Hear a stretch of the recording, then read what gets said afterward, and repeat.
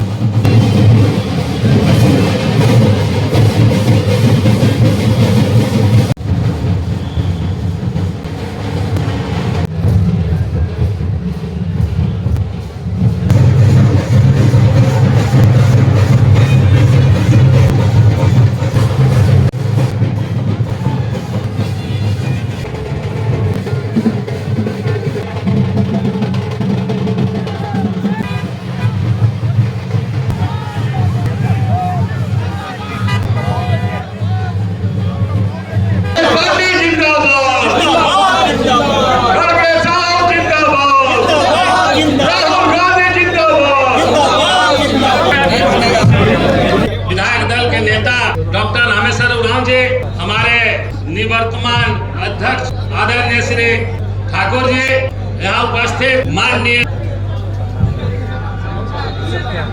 सांसद सुखदेव भगत जी, आज अखिल भारतीय कांग्रेस कमेटी के द्वारा और महत्वपूर्ण दायित्व प्रदेश की मिली है। इस दायित्व का सफलतापूर्वक निर्वहन आप सब मिल करके हम लोग करेंगे। मैं एक साधारण कार्यकर्ता हूँ, किसान का बेटा हूँ, आपके बीच यहाँ खड़ा हूँ। साथियों, मैं 5 मिनट में अपनी बात बता देना चाहता हूँ। हमारे गौरवशाली कांग्रेस जनों को 1974 का वर्ष था, मैं ऑनर्स लिख करके गांव में था। युवा कांग्रेस का उस समय काफी चलती था।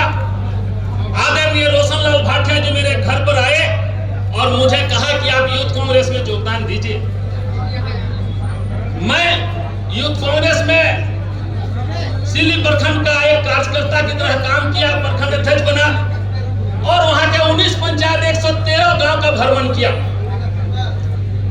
उसके बाद मैं जिला यूथ कांग्रेस में आया।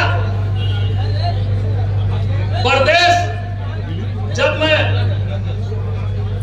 1980 में हमारे माननीय श्री प्रसाद साहू और कार्तिक बाबू दोनों ने मेरा सिंगल नाम भेजा था दिल्ली, लेकिन पार्लियामेंट्री बोर्ड में मेरा नाम कट गया। आज मुझे सौभाग्य है कि छोटनागपुर संथाल परगना के अध्यक्ष तत्कालीन आदरणीय कार्तिक बाबू के साथ काम करने का मौका मिला। हमारे छोटानागपुर के गांधी टीमुचिराय मुंडा के साथ काम करने का मौका मिला। हमारे साइमन तिक्का जी के साथ काम करने का मौका मिला। हमारे थॉमस हंसदा के साथ काम करने का मौका मिला। श्रीमती सुशीला केरकटा के साथ काम करने का मौका मिला। आदरणीय हमारे एसपी साहब थे उरांव, बंदे उरांव, उनके साथ काम करने का मौका मिला। हमारे इंजीनियर भगत जी के साथ काम करने का मौका मिला। हमारे सुखदेव भगत जी के साथ काम करने का मौका मिला। और हमारे डॉक्टर प्रदीप कुमार बालमुचु के साथ, डॉक्टर अजय कुमार के साथ, और अभी हमारे नव निर्वाचित विधायक दल के नेता डॉक्टर रामेश्वर उरांव के साथ काम करने का मौका मिला। और जो हम एक साथ डॉक्टर साहब के नेतृत्व में और 10% में काम करते थे, राजेश ठाकुर के साथ भी काम करने का मौका मिला। इस लंबे कालखंड में मुझे कोई एक कांग्रेस कार्यकर्ता के नाते 1980 में जब मुझे टिकट नहीं मिला, दिल्ली के पार्लियामेंट्री बोर्ड में कटा, सिंगल नाम पार्लियामेंट महोदय श्री प्रसाद साहू ने और कार्तिक अवन भेजा था, मैं निराश नहीं हुआ।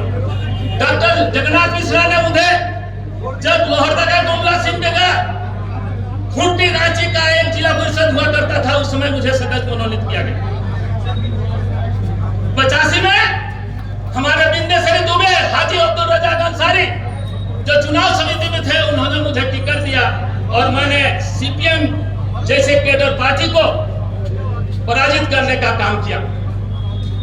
बीच में फिर मैं 1200 वोट से लूज किया, लेकिन मैं निराश नहीं हुआ। पुनः 95 में मुझे टिकट मिला, फिर मैंने भारी बहुमत से मुंडा जी को हराने का काम किया। 2005 में 2010 में मुझे टिकट मिला, मैंने नॉमिनेशन फाइल किया और विंडो के एक दिन पहले मुझे पार्टी का निर्देश हुआ कि आप चुनाव मत लड़िए।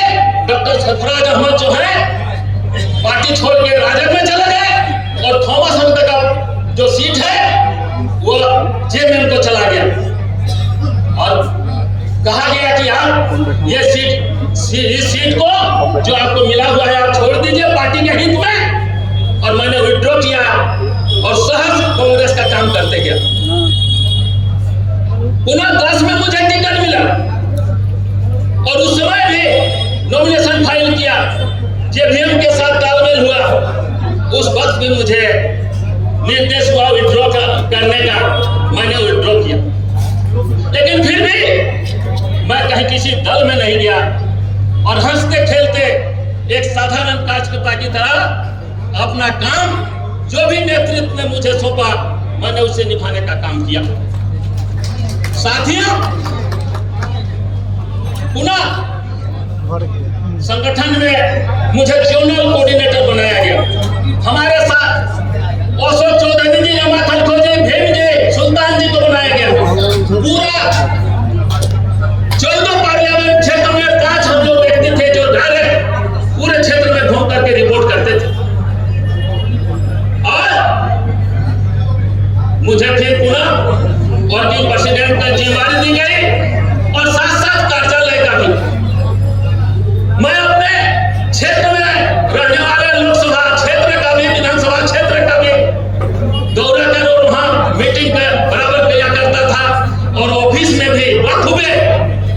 आप सभी जानते हैं डॉक्टर रमेश एक प्रशासनिक क्षेत्र में काम करके इस राजनीति में आए हैं। उनका स्टाइल काम करने का पूरा पारदर्शी रहता है। उस पारदर्शी को हम लोगों ने मेंटेन करने का काम किया।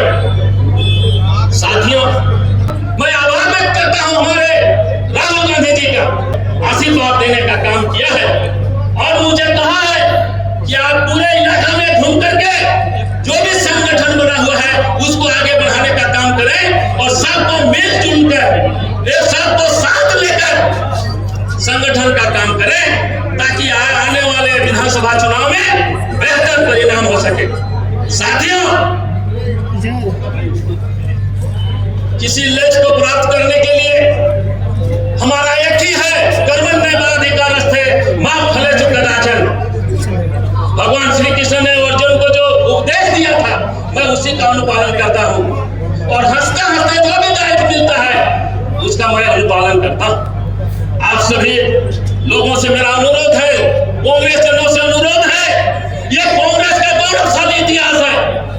देश की आजादी से लेकर इसके नवनिर्माण का इतिहास है और आज जिस तरह यूपीए सरकार में हम लोगों ने एक से एक क्रांतिकारी हमारे सरकार ने की, चाहे सूचना का अधिकार हो, खाद्य सुरक्षा का अधिकार हो, शिक्षा का अधिकार हो, मनरेगा का अधिकार हो, बस पट्टा का अधिकार हो, हम लोग उसको जन जन तक पहुंचा नहीं पाए। आज भी माननीय हेमंत सोरेन जी के गठबंधन की सरकार ने एक से एक कल्याणकारी योजना, मुख्यमंत्री मां सम्मान योजना, सर्वजन पेंशन योजना,